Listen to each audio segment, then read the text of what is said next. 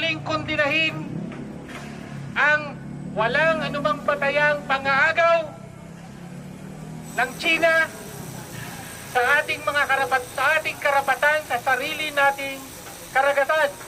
Atin ang Pinas! China layas! China layas! Ating ang Pinas! Mga leader, punta kayo dito! Paano natin kayo dito?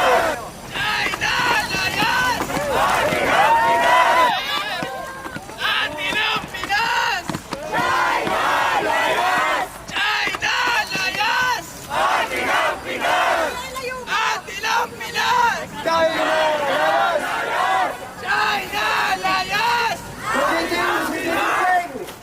Ulitin natin si Xi Jinping! Kaya ang mensahe natin sa China, sa pamumuno ni Xi Jinping, hindi ba noong World War II, ang China ay sinakop din ng mga dayuhan. Ang China ay pinarusahan, pinahirapan din ng mga dayuhan.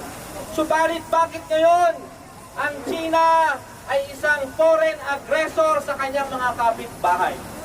Kaya ang panawagan natin dito sa harap ng Chinese Consulate, unang-una, ang China ay dapat umalis sa West Philippine Sea. Pangalawa, alisin ang mga illegal na instalasyon ng China sa West Philippine Sea. Pangatlo, kilalanin ang 2016 arbitral ruling. Sunod ay itigil ang harassment sa mga mangingisda, itigil ang pag-water cannon sa mga barko ng Pilipinas, at higit sa lahat, kilalanin po ang soberenya ng Pilipinas. Atin ang Pinas! China layas! Imperialist!